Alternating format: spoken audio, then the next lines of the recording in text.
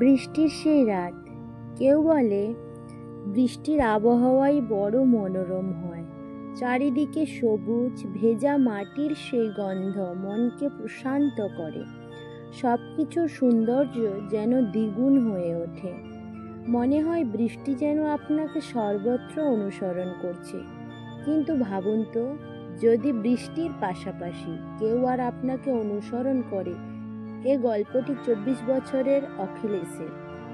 সে পাটনা থেকে কলকাতা এসেছিল চাকরির কারণে।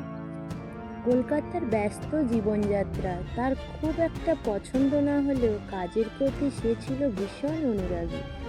ক্যারিয়ারের এক ধাপ এগোবার জন্য সে কিছুদিনের জন্য কলকাতা এসেছিল। অখিলেশ প্রায় দেরি করে অফিস থেকে বের হতো। কখনো কখনো এতটাই দেরি হয়ে যেত শেষ অবধি মানুষের অফিস থেকে বের হয়।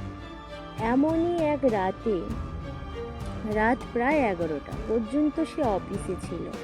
ব্যাগ গুছিয়ে বাইরে বের হতেই দেখে প্রচণ্ড বৃষ্টি। না অটো না ট্যাক্সি, কিছুই পাওয়া যাচ্ছিল না। কোণের একদিকে দাঁড়িয়ে অখিলেশ বৃষ্টি থেকে বাঁচার চেষ্টা করছিল। হঠাৎ করে তার মাথায় আর এক ফোঁটা পড়ছিল না। উপরে তাকিয়ে দেখে মাথার ওপরে একটি ছাতা, এবং ছাতাটি ধরে রয়েছে একজন মানুষ। অখিলেশ কৃতজ্ঞতাসূচক হাসি দিয়ে বলল, ধন্যবাদ। কিন্তু এই মানুষটির কোনো উত্তর দিল না, শুধু চুপচাপ দাঁড়িয়ে রইল। আবার কথা বলার চেষ্টা করলো অখিলেশ। আপনাকে অনেক ধন্যবাদ, আপনার মতো মানুষ খুব কমই পাওয়া যায়। তখনও মানুষটির কিছু সেকেন্ডের নীরব থাকার পর বলল, আমার কি আসে যায়, আমি তো এক ফকির। কাল অন্য কারোর সঙ্গে ছিলাম, আজ তোমার সঙ্গে আছি, কাল আর একজনের সঙ্গে থাকবো। এই কথা শুনে অখিলেশ অবাক হলো। মনে করলো হয়তো লোকটা নেশা করেছে। সে দ্রুত ছাতার আড়াল থেকে বেরিয়ে রাস্তায় হাঁটা শুরু করলো, ভেবে যে হয়তো সামনে গিয়ে কোনো অটো পাবে। কিন্তু বৃষ্টি থামার নাম নিচ্ছিল না। হাঁটার সময় অখিলেশ খেয়াল করলো তার পদক্ষেপের শব্দের সঙ্গে আরেকটি শব্দ মিলছে, যেন কেউ তার পিছু নিচ্ছে। পেছনে ঘুরে তাকালো, কিন্তু কাউকেই দেখতে পেল না। অচেনা শহর, রাস্তাঘাট সম্পর্কে বেশি জানা নাই। তবে যেহেতু তার ফ্ল্যাট অফিসের কাছেই ছিল, তাই হেঁটেই পৌঁছে গেল। সেদিন তার রুমমেট বাড়ি গিয়েছিল। অখিলেশ শুয়ে ঘুমানোর চেষ্টা করলেও ঘুম আসছিল না। জ্যৈষ্ঠ তলার ফ্ল্যাট, বাইরে ঝড়ো হাওয়া, বৃষ্টির শব্দে জানালা কেঁপে উঠছিল। বিদ্যুতের চমক ও বজ্রপাত পুরো পরিবেশকে আরো ভয়ঙ্কর করে তুলেছিল। ঘুম ভেঙে গিয়েছে। পানির জন্য কিচেনে গেল, কিন্তু পা রেখেই চমকে উঠল। ঘরের মেঝে ভিজে, জানালা খানিকটা খোলা থাকায় বৃষ্টির পানি ঢুকে পড়েছিল। দ্রুত জানালা বন্ধ করতে গেল, তখনই কাঁচে দেখতে পেল একটি হাত। জ্যৈষ্ঠতলা জানালায় হাত। অখিলেশ চিৎকার করে বিছানায় ফিরে এলো। চোখের সামনে হাত মিলিয়ে গেল। ভয়ে সে স্তব্ধ হয়ে বসে রইল। হঠাৎই বিদ্যুৎ চলে গেল। ফোন ধরতেই দেখে চার্জে লাগানো থাকা সত্ত্বেও সেটি সম্পূর্ণ ডিসচার্জ। ঠিক তখন কিচেন থেকে ভাঙা কাঁচের শব্দ এলো। গিয়ে দেখে একটি বোতল মেঝেতে ভাঙা হয়ে পড়ে আছে, আর এক কালো বিড়াল দাঁড়িয়েছে। মনে হলো হয়তো বিড়ালই ফেলে দিয়েছে। কিছুটা স্বস্তি পেল। নিজেকে বুঝিয়ে কিচেন পরিষ্কার করে আবার ঘরে ফিরল, কিন্তু ঘরে ঢুকতেই সে জমে গেল।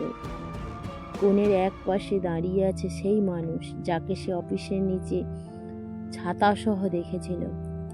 পুরো শরীর থেকে পানি গড়িয়ে পড়ছে। বিদ্যুতের ঝলকে স্পষ্ট হলো তার চামড়া নীলচে হয়ে গেছে। অখিলেশ ভয়ে গলা শুকিয়ে ফেলল। তখন লোকটি বলল, আমি তো শুধু সাহায্য করতে চেয়েছিলাম, কিন্তু আমার সঙ্গে এমন কেন হলো? এ কথা শোনার পর বিদ্যুৎ চমকালো, আর মুহূর্তেই সেই অখিলেশের একেবারে সামনে চলে এলো।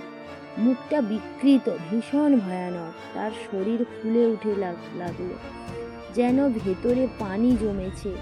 একই সঙ্গে ঘরে পানি উঠতে লাগলো, চারপাশে শুধু পানি।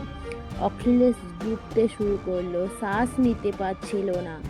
পরদিন সকালে রুমমেট ফিরে এসে দেখে অখিলেশ মেঝেতে পড়ে। তার কাছে যেতেই তার মুখ থেকে প্রচুর পানি বের হলো, যেন কেউ তাকে সমুদ্র থেকে তুলে এনেছে।